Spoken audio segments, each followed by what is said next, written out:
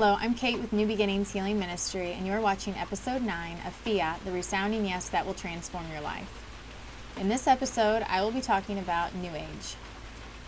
And honestly, when I was given this topic from the Lord, I thought, New Age, why would I have to talk about that? You know, I'm Christian, I'm Catholic, why would I talk about New Age? And it's kind of like that thing where it's easier to point out other people's sins than it is to recognize your own.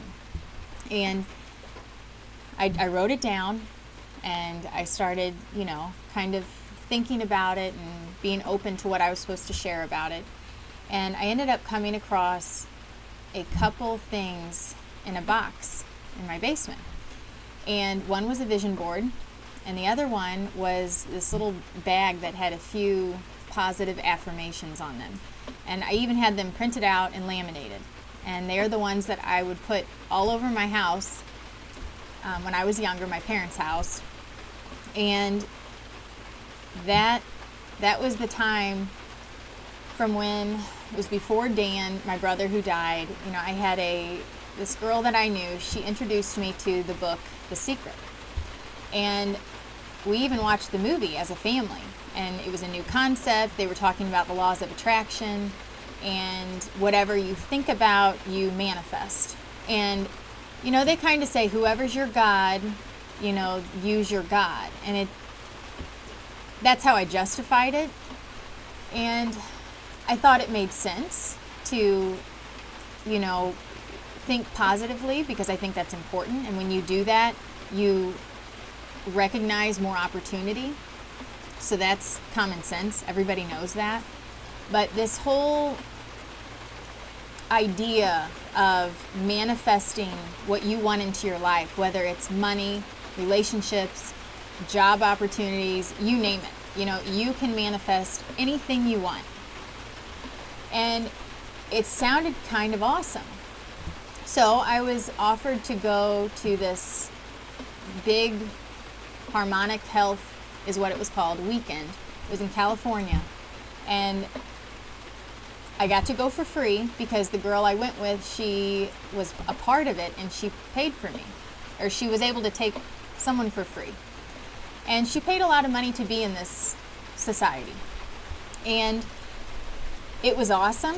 Starting out, it was a lot of, where they just try to pump you up and empower you and get rid of the limiting beliefs and all of that. So there were a lot of good things about it, but a lot of the things that were said also left me very unsettled. And my sister was there too, and she was calling it crap right out of the gate. Like I'll have to admit, she knew, whereas I was being led astray a little bit, I'll have to admit.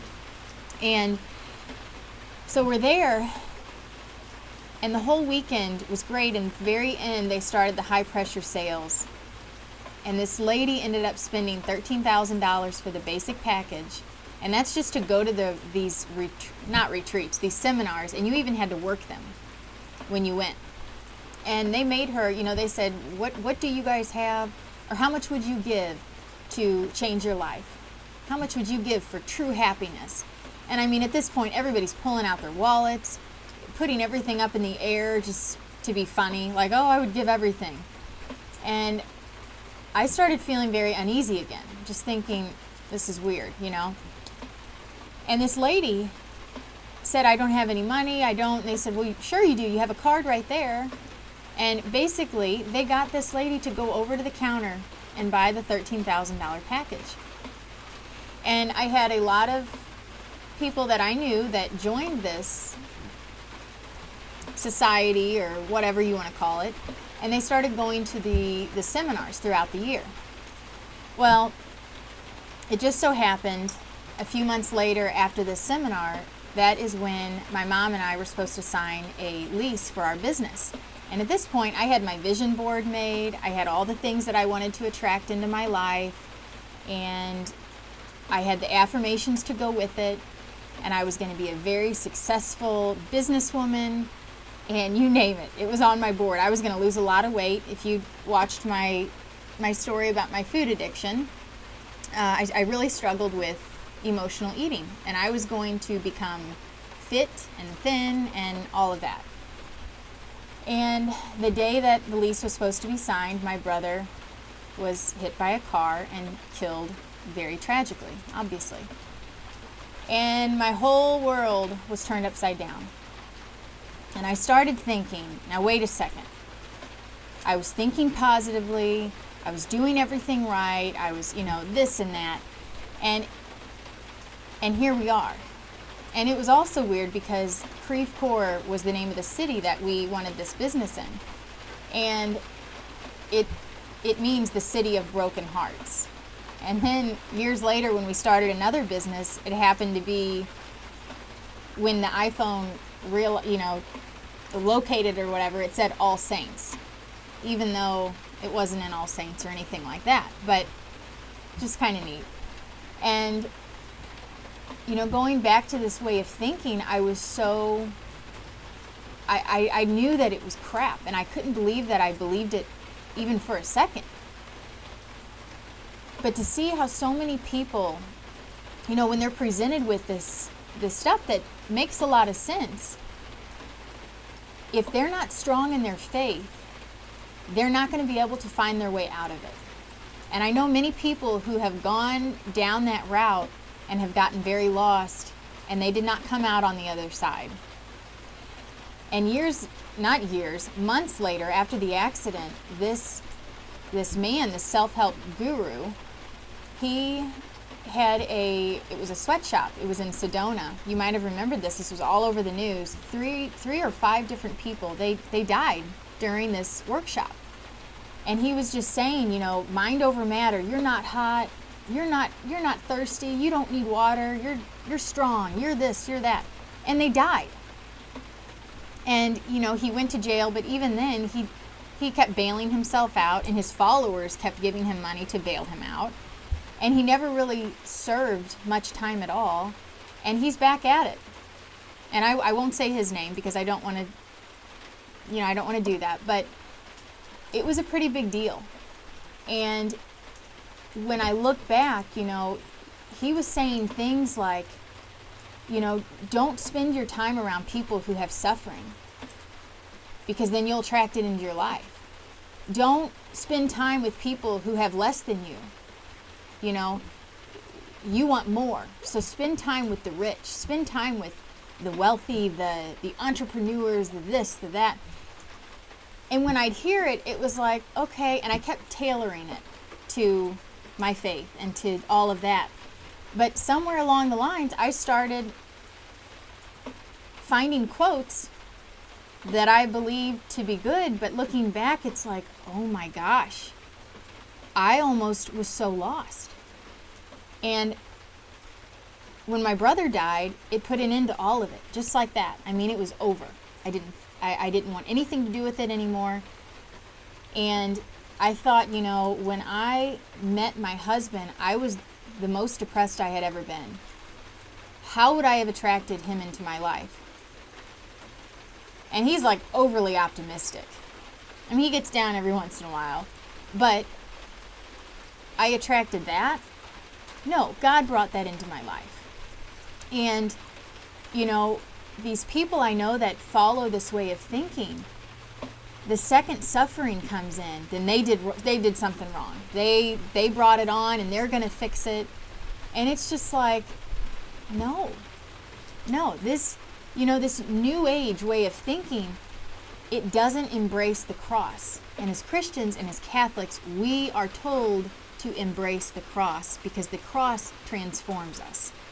And it makes me so sad to think of how many people read that book just like I read it and got fully into it and fell away from everything.